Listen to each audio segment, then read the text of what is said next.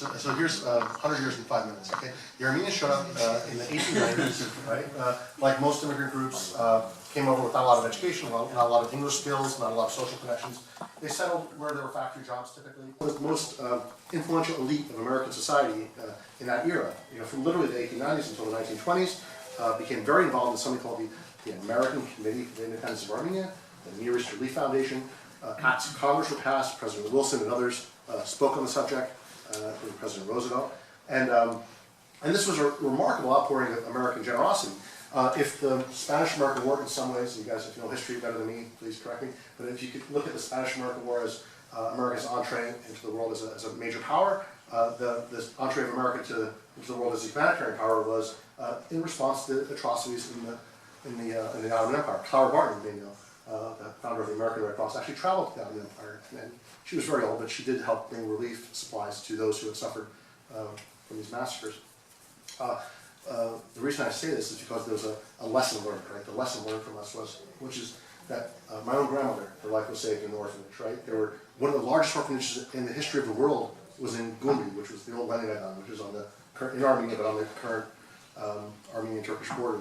So vast amounts of tents, bandages, medicine, food, all this stuff flowed into that part of the world, and Armenians were saved as a result. But when the geopolitics at the time conspired against the Armenian nation, and at the time the Russians reorganized their government, the Tsar, and it evolved into the Bolsheviks and the communists took over on the one side from the north, and when the Ottomans, who had lost the First World War, reorganized under Kemal Atatürk very capably, and they marched on Armenia. All the sympathy in the world did not save the Armenians, and they were partitioned, and Armenia today is blockaded.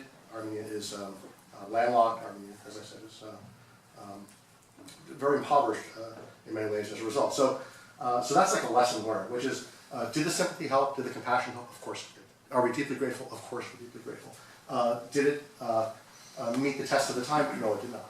It did not. So that's one experience. A second experience, the world soon after divided into East and West, right? And Armenians found themselves on both sides of the East-West divide. On the Soviet side, there was the Soviet Armenia that survived, and in the West, there were Armenians who were on essentially the Western side, the American side. And we, in the West, typically held up the banner of Free Armenia.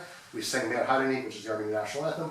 We kept the seal, all the things that the idea of independence and nation, that was sort of kept alive in the diaspora.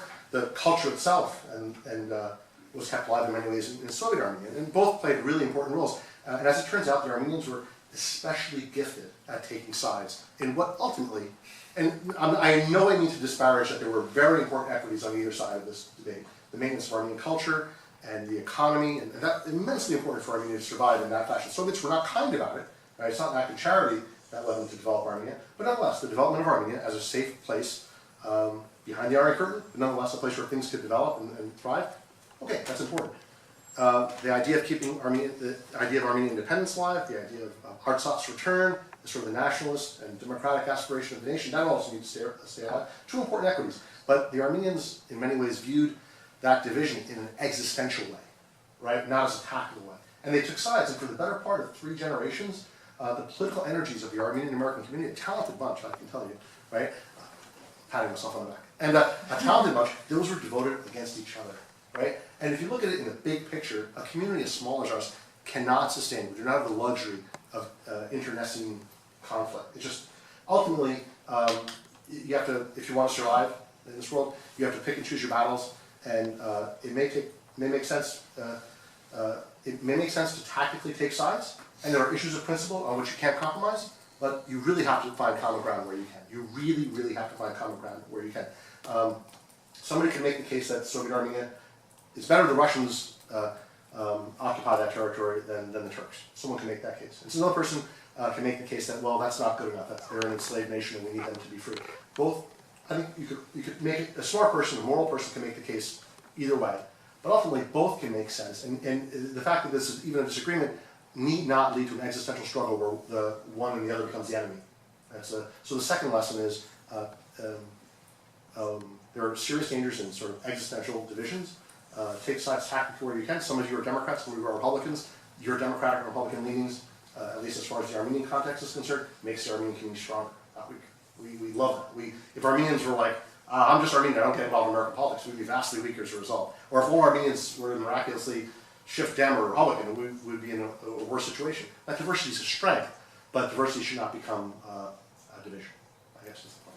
So that's the second thing. The third thing is we started picking up in '65, a third stage of our existence, was, and a lesson learned, right, was we started protesting. And in '65, it was the 50th year of the Armenian genocide. Talat Pasha, an architect of the genocide, had said publicly, I have solved the Armenian issue for 50 years. And he was an evil man, but he was truthful, and he was right. He did solve the Armenian issue for 50 years. Armenians just were traumatized for half a century, didn't talk about it with anyone else but themselves. They prayed, they cried.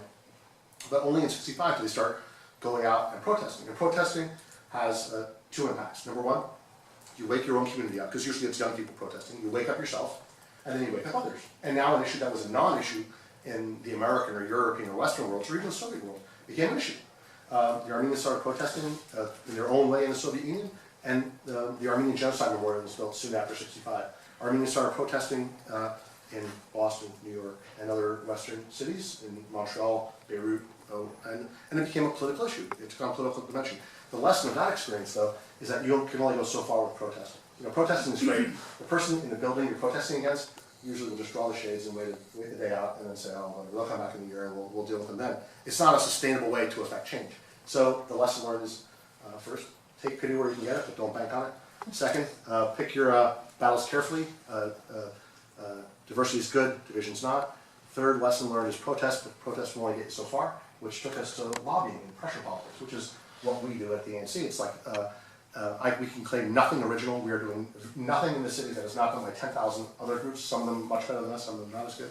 But that is getting involved in campaigns, getting involved in finance, getting involved in volunteering, media work, all the various levers of power that so many groups in DC, like from the dairy industry to the social issues and every other issue, environmental groups, they all do that stuff, and we do that as well. We've also hit the limits there, and the lesson learned from our experience, and we've been lobbying, we have this organization, an office here in DC, Los Angeles, New York, about 50 local chapters. We've done the lobbying thing, we do okay. A lot of room for improvement though. The lesson we learned is there's only so much you can do by knocking on the door of power, right? Ultimately, right, for a community to be effective, it also needs to have people on the other side of the door, right? So we welcome the fact there are 2 members of Congress who are Armenian. We hope that can grow up to 4 or 6 in the coming years. Anna Eshu and Jackie Spear, both in neighboring districts in Northern California, are Armenian. But Armenians are underrepresented in civic life. Armenian parents, Armenian moms and dads, I don't know if you're going to set me one way or the other, but Armenian moms and dads typically would push their kids toward a little bit more of a safer path, usually in business or a profession. Armenians are craftspeople. I think the crafts of 1,000 years ago are translated today to law degree, doctorate degree, engineering degree, these kinds of things. These are the safe bets, and there's probably smart bets for parents, for their kids, But as a result, we haven't really had a lot of Armenians in the civic life of the United States, so that brings us to sort of this 5th step. First was sympathy and pity, right? Okay, take it where you can get it. Second, partisanship, don't take it too seriously. Third, protest, get you so far, only get you so far. Fourth, pressure, there are limits to pressure. Fifth is the step we're taking now, and we're at the early stages of it, which is encouraging young Armenians to participate in the civic life of America, to be literally part of the fabric of those who make decisions, right? Why not? I think that we have as much to offer as anyone else. We're not smarter than anyone, we're certainly not stupider than anyone. We have our place. Our numbers are not, I think, numerically, they're not literally not at what they should be if Armenians were sort of equally distributed in let's say, throughout the government. But we're working on it, and we're kind of trying to prime the pump by, for the last 10 years or so, we've had housing, where young Armenians who graduate college can move to DC. We'll provide free housing for a period of a few months, maybe 3 months, and that we help with resumes and interviews and networking connections and stuff. And the hope is that by priming that pump, you just throw a lot of people into the system, and they bring their unique perspective. On any given issue, may agree with ANC or not agree with ANC, we really don't care. We just think it's great that there's more Armenians in the mix. I think it's good for America, good for the community, and good for those individuals. So those are the 5 steps that we passed through all right, I've spent more than 5 minutes on this, but we've taken many steps along the way, so the compassion era, the partisanship era, the protest era, the pressure era, and now I guess the participation era. And at every step, we've learned very hard lessons. We've realized that, I'll end with this thought. And then really, I just want to hear your thoughts, because I'll shout that for that. One thing we found is that you need a lot of things to be, for a community to have any kind of impact, you need a few things. First, you need a community that actually cares about the issues. And a group like ANC has almost nothing to do with that. Because by the time someone is 16 or 18 years old, if they don't care about an issue, it's very hard for an NGO to step in and say, Armin, you should care about our issue. It's like, well, the world doesn't work that way. It's very rare. Well, it happens sometimes. Later in life, people do adopt causes. But I don't think the Armenian issue is one that's adopted very often by people who don't care about it at some level, sort of growing up in some fashion. There are exceptions, of course. But so you need a group that somehow cares, and usually a family's involved, or a school, or a youth group, or a mentor in some fashion. There's some other input outside of us, right? Where we come in is, after people care, if they do care, if they don't care, they don't show up at our door, but if they do care, right, they interact with us, and we say, okay, you care. Now let's, you care about this issue. Now do you understand the issue and what needs to be done to make a change, right? And then, again, that's like, it's not rocket science. Would you write a letter, right? Can you talk to your editor? Can you meet with your legislator?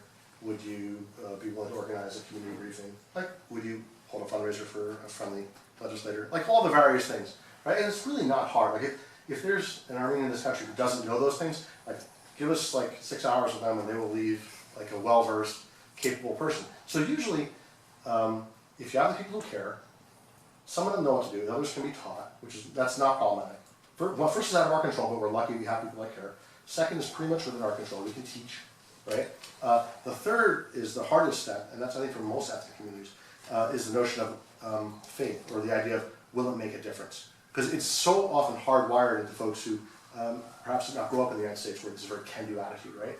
A lot of folks from around the world come from places where there's not so much democracy and citizen participation, and their instinct might be, and this is like what they might think, they might not say it to you because they're too polite, they might say, that's actually a waste of time because it'll never change. Or the forces against you are so powerful, it's beyond your abilities to impact change. There's all these different thoughts that go through people's minds. And in fact, if you go through Armenian history, there were probably vast stretches of Armenian history where that was a perfectly sensible response, right? If you were to go to somebody in 16th century Tsarist Russia and say, we're upset about this and we're going to tell the Tsar, right? Yeah, somebody will come and say, that's actually not, come on, that's not smart, he will kill you. And he would kill you, he will kill you, right? So the survival strategies that may have made perfect sense throughout much of Armenian history make no sense today, including in Armenia, where people should think more like citizens and less as subjects, and certainly absolutely no sense in the US, where the Armenian phrase susik pusik, which is like a sort of like a quaint, insulting way to say like quiet as a mouse, right? That does not get you points in this country.